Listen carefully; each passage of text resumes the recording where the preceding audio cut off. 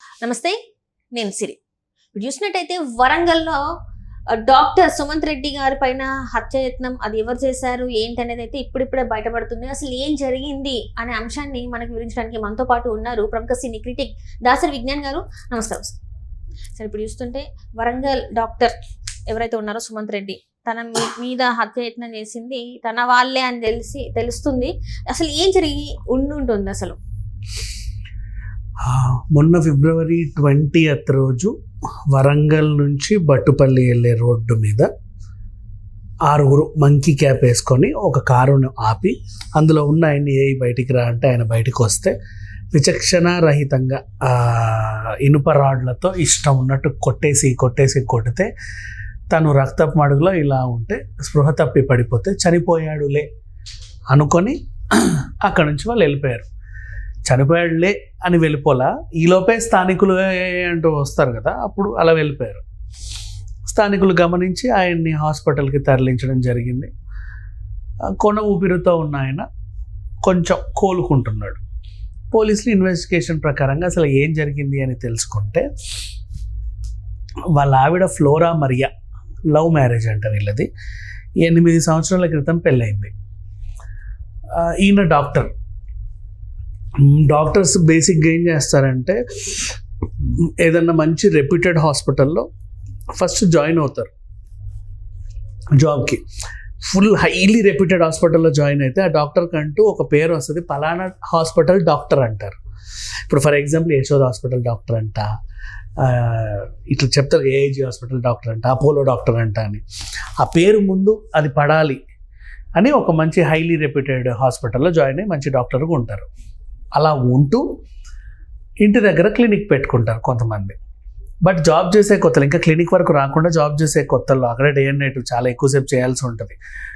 అలా ఉండే టైంలో ఈవిడ వీళ్ళ వైఫ్ ఫ్లోరా మరియా పాపం లెక్చరర్, స్థానికంగా రంగసాయిపేట అనే ఊర్లో ఒక చిన్న కాలేజ్లో లెక్చరర్. ఈవిడ ఆఫ్టర్నూన్ కల్లా వచ్చేస్తుంది ఇంటికి.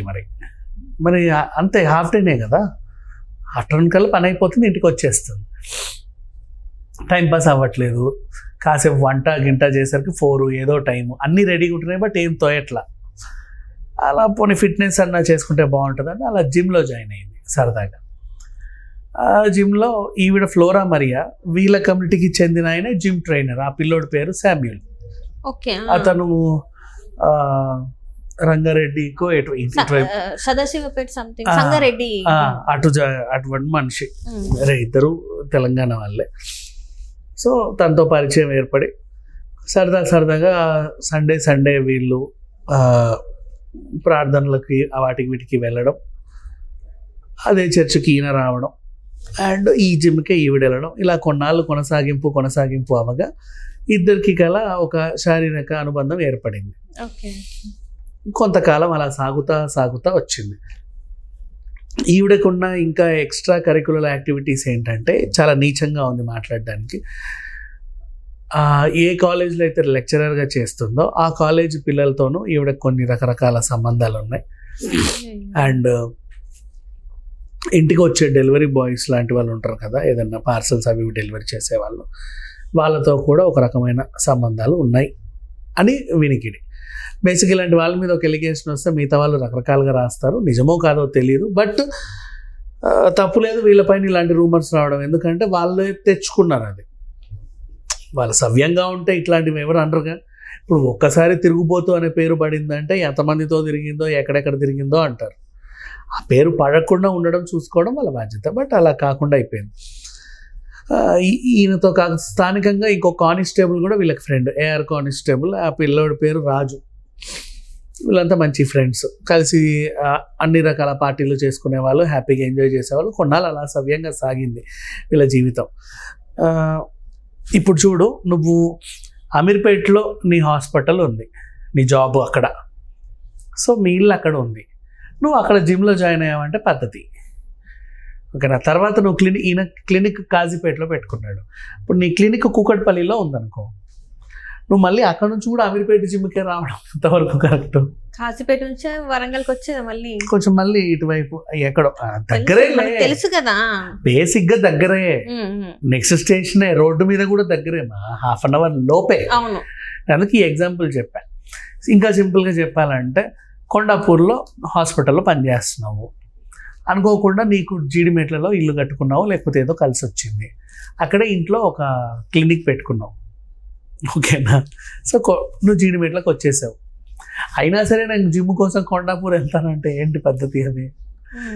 వాళ్ళ ఆయన అడిగితే జనరల్గా అందరు చెప్పే ఆన్సర్లే. అక్కడ అలవాటు అయిందండి. ఇప్పుడు స్టడీ సెంటర్స్ మనకి లడ్డీ కప్పుల్లో ఉన్నాయనుకో, సడన్గా నీ హాస్టల్ కుక్కడపల్లి మారినా కొంతమంది లడ్డీ కప్పులు వెళ్ళే చదువుకుంటారు. వాళ్ళతో కూర్చొని చదివితే మాకు అబ్బుతుంది, మేము ఒకరి డౌట్లు ఒకరు క్లారిఫై చేసుకునే వాళ్ళం.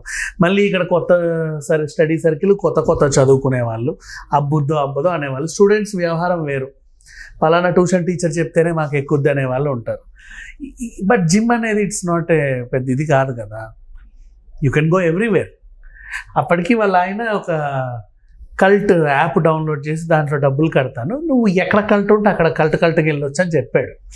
కానీ ఇప్పుడు నాకు ఇవన్నీ వద్దు, సో జిమ్కి వెళ్తేనే నాకు తగ్గినట్టు అనిపిస్తుంది, నాకు మెరుపు వచ్చినట్టు అనిపిస్తుంది, నాకు ఏదో అయినట్టు అనిపిస్తుంది అని ఆవిడ ఫీలింగ్ ఆవిడది. సరే లే చావు, ఏం చేస్తాం. ఇప్పుడు ఎలా పాజిటివ్గా తీసుకోవాలంటే, ఇప్పుడు కేబీఆర్లో నడక ప్రారంభించిన తర్వాత మనకు అసోసియేషన్ ఉంటుంది, వాకర్స్ యూనియన్ అసోసియేషన్. అందులో మనం మెంబర్ అయ్యామనుకో, నువ్వు ఏ మూలకు చేసినా సిటీలో అక్కడికి వచ్చే నడవాలి. అయ్యో, మెంబర్షిప్ తీసుకున్న పాపానికి. పైగా అది కూడా ఇప్పుడు సిటీలో పెద్ద పార్కు, ఒక తిరుగుడు తిరిగితే రోజు అయ్యిద్ది, సరిగ్గా తిరిగే వాళ్ళు తిరిగితే ఆ రేంజ్లో ఉంటుంది అది. నేషనల్ పార్క్ కాబట్టి సరే అట్లా కొన్నిట్లో అంటే ఏమన్నా అనుకోవచ్చులే, బట్ ఇది నాట్ మస్ట్. నువ్వేమైనా ఇప్పుడు అంతే, నువ్వు ఊరు మాటితే మాత్రం మళ్ళీ విజయవాడ నుంచి వచ్చి ఇక్కడికి వచ్చి జిమ్ చేసైతే పోవు కదా. సరే, ఆయనకు కూడా పాపం పిచ్చోడు డౌట్ రాలా. చిన్నగా ఈవిడ వ్యవహారం శైలి పైన ఆయనకు అనుమానాలు వచ్చాయి. ఏదో చేస్తుందని తెలుస్తుంది, ఎందుకంటే తనని దూరం పెట్టడం, సరిగ్గా మాట్లాడకపోవడం, చీటికి మాటికి కసురుకోవడం, ఇట్లాంటి చిన్న ఇబ్బందులు పెట్టేసరికి చేయనిపోవడం, ఇలాంటివి చేసేసరికి ఆయనకి ఎక్కడో ఈవిడ అంటే ఒక అనుమానం ఉంది. పైగా 1-2 సార్లు మొహంలో మూతి మీద మందు వాసన కూడా వచ్చింది ఆయనకి. అడిగితే ఎక్కడ ఫీల్ అయిద్దో అని అడగల. అయినా సరే 1-2 సార్లు అడిగాడు. చర్చిలో యేసు వైన్ పోస్తారు, అది మేబీ అదేమో, వెళ్తా స్నానం చేయాలనుకున్నాను బ్రష్ చేసి, బట్ కొంచెం నిద్ర వచ్చి అలాగే ఉండిపోయాను, చాలా ఇంటి పనులు చేశాను, ఈ విధంగా సర్ది చెప్పేది. అవి కూడా న్యాచురల్గా ఉండేవి, ఈవిడ చెప్పే అబద్ధాలు కాబట్టి తను కూడా నమ్మేశాడు, బాగానే ఉన్నాయిలే, ఎంత మంచి అబద్ధమో అని. ఇప్పుడు ఎందుకో మరొక రోజు ఒక ఆలోచన పుట్టింది, చంపేయాలి, ఇతను వద్దు, ఈరోజో రేపో తెలిసిపోతుంది, అసలు ఈయన వద్దనుకున్న తర్వాత ఏం చేసింది, కారులో ఉన్న వైర్లన్నీ కట్ చేసింది. ఈయన యాక్సిడెంట్ అయి చచ్చిపోవాలని ప్లాన్. కానీ కొంచెం చాకచక్యంగా కారు నడిపే వాళ్ళకి ఏవో అటో ఇటో ఏదో తీసి ఆ మూలకో ఈ మూలకో పెట్టాడు. ప్లాన్ బి కూడా ఉంది ఈవిడ దగ్గర. వీడికి యాక్సిడెంట్ అయ్యిద్ది, కొట్టుకుంటా ఉంటాడు, ఈలోపు ఏదో తలబగల కొట్టామనుకో, అది కూడా యాక్సిడెంట్ అకౌంట్లోనే వేయవచ్చు మనం కూడా, అలాగే చనిపోయారు అనుకుంటారు అని ప్లాన్ వేసింది. బట్ ఆ ప్లాన్ వర్కౌట్ అవ్వాల. ఇతను కారు పక్కన పెట్టేసి ఉన్నాడు, యాక్సిడెంట్ అవ్వలేదు. అయినా సరే ప్లాన్ బి అమలు పరిచారు, ఎందుకంటే ఇప్పుడు నా కారు ఎవరో కట్ చేశారు, ఈయన కేసు వేస్తే మళ్ళీ మొదటికి వస్తుంది, ఎవరు చేశారు, సీసీటీవీ గమనించండి, ఇవన్నీ అవసరమా, ఎందుకు ఈ పెంట అంతా, కొట్టేయండి, రాడ్లు వెళ్ళారు, 6 ఏమో వెళ్ళారు, రాడ్లతో ఏరా బయటికి రా అంటే వచ్చాడు, నా కారు నా టైర్లు అనే లోపే కొట్టేసి చంపేశారు. ఇప్పుడు ఈ వ్యవహారం అంతా విన్నవాళ్ళు, నా కూతురే నా అల్లుడిని ఇలా చేసిందా అనేవాళ్ళు కానీ, నా కోడలే నా కొడుకుని ఇలా చేసిందా అనుకునే వాళ్ళు కానీ, పలానా ఆవిడ వాళ్ళ ఆయన ఇలా చేసిందంటే అనుకునే వాళ్ళు కానీ బోల్డ్ ఎంతమంది ఉన్నారు సమాజంలో. అయితే ప్రజెంట్ పరువు మర్యాదలు అయితే ఏమీ లేవు. మరి వీళ్ళు ఎలా బతుకుతారో నాకు తెలియదు.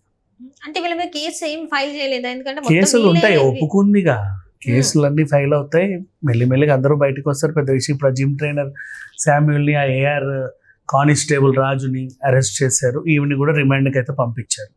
జీవితం ఏదో అనుకొని ఏదో చేసేస్తే ఇట్లా అయిపోయింది. ఎన్ని అంటే ఇట్లాంటి ఇన్సిడెంట్స్ జరుగుతూనే ఉంటాయి అమ్మ ప్రతిసారి. బోల్డ్ అమ్మ కానీ ప్రతిసారి. ఎందుకు వీళ్ళలో అవేర్నెస్ రాదు? ఇట్లాంటివి తప్పులు చేయొద్దని, ఇట్లా శిక్షలు అనుభవిస్తామని తెలిసి కూడా ఇట్లాంటి తప్పులే చేయడానికి రెడీ ఉంటారు. నువ్వు గుట్టు చప్పుడు కాకుండా నీ రంకు వ్యవహారం నడిపినా పర్వాలేదు, వాడు ప్రాణాలతో ఉంటాడు కదా, ఆయన చంపాలనుకోవడం ఎందుకు నీ రంకుకి?